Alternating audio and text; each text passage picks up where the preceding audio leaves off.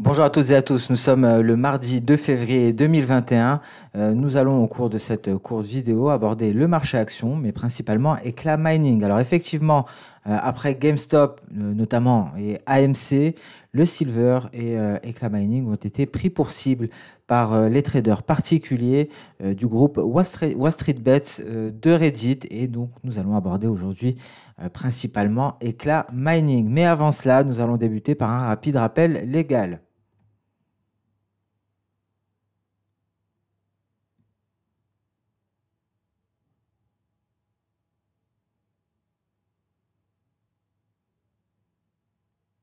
Après ce rappel légal, nous allons passer directement par les dernières nouvelles.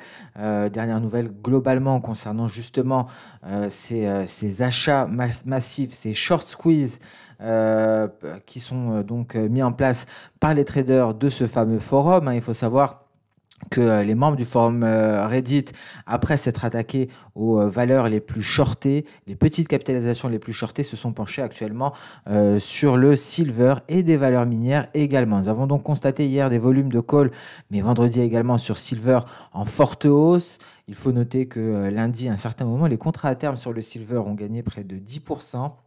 L'action Eclat, quant à elle, a gagné près de 40% avant de se retirer. Dans un tel contexte, le COMEX a annoncé une augmentation de la marge pour les opérations à terme sur le silver. On notera que cette frénésie acheteuse des traders particuliers américains semble s'apaiser quelque peu, mais il faut garder à l'esprit que le forum Wall Street Bets de Reddit est passé de 6 millions de membres en fin de semaine dernière à 7 millions en ce début de semaine. Donc on pourrait retrouver donc un retour, hein, de cette communauté, étant donné que le forum compte de plus en plus de membres. Nous allons nous intéresser donc à Eclat Mining. Nous allons faire un petit peu d'histoire sur cette société avant de passer à ses résultats trimestriels pour terminer avec une vue technique. Alors c'est une société qui a été fondée en 1891 et qui exploite l'argent et d'autres métaux précieux dans le deuxième plus grand gisement d'argent des États-Unis, la Silver Valley dans l'Idaho. En 1964, Lucky Friday Silver Lead Mines a fusionné avec Eclat Mining. Le 21 décembre 1964, les actions de la société ont commencé à être négociées à la bourse de New York. Le 8 juillet 1981, Eclat et Day Mines ont convenu de fusionner. Eclat acquiert donc la mine d'or de Nob Hill. Et le 9 mars 1984, Eclat fusionne avec la Rancher Exploration and Development Corporation et acquiert de ce fait la mine d'argent d'Escalante dans l'Utah.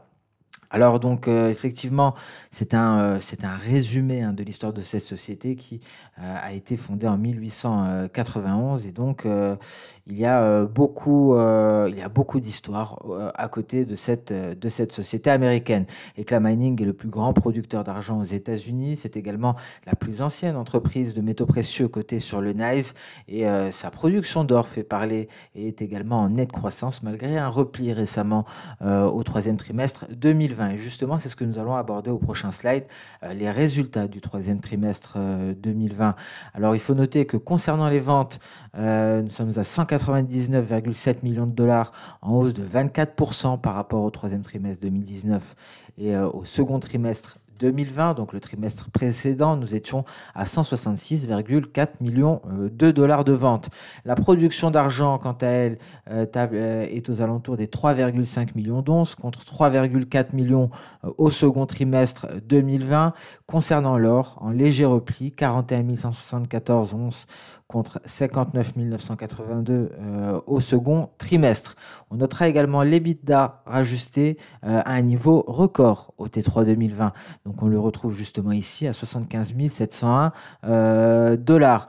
À noter également une augmentation du dividende de 50% et l'approbation du paiement du premier dividende bonifié lié au silver.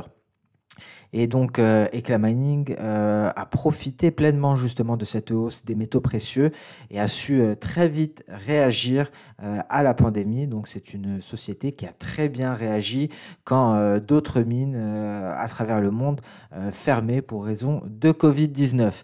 Alors après cet aperçu des résultats pour le troisième trimestre 2020 de cette société, nous allons nous intéresser à l'aspect technique, à l'aspect graphique, et nous allons donc nous intéresser à ce graphique en données journalières.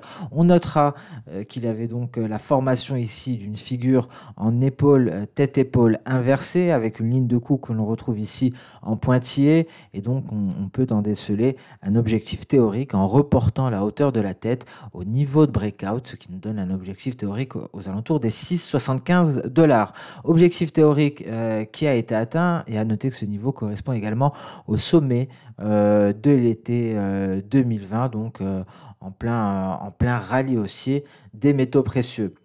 Et c'est là que sont intervenus donc les membres du forum Wall Street Bets de Reddit, qui se sont intéressés à cette valeur minière. Ils se sont intéressés également à l'argent, car l'argent est le métal précieux le plus shorté. Alors à hauteur de sa production, il est shorté aux alentours de 20%, ce qui est énorme hein, par rapport à la production. C'est donc concernant les métaux précieux le plus shorté par rapport à sa production, bien entendu.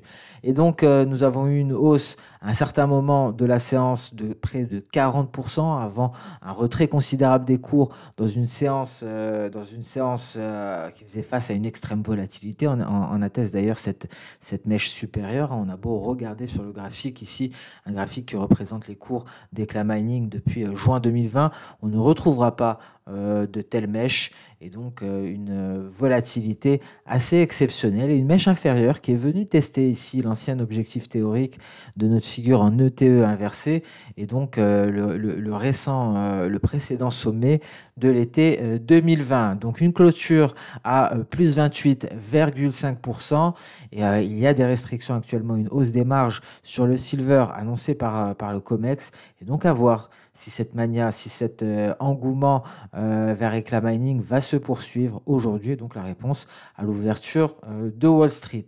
Donc voilà pour Eclat Mining. On fait une petite parenthèse avant de terminer sur l'argent. Donc devant vous, une représentation graphique de l'argent en données hebdomadaires. Ce qu'il est important de constater, c'est que nous avons une configuration ici qui nous rappelle, on remarquera ici la similitude entre ces deux zones en jaune et la similitude entre ces deux zones en rouge, et donc une configuration, une évolution des cours qui rappelle ce fameux rallye de 2008-2011 qui a abouti à des sommets.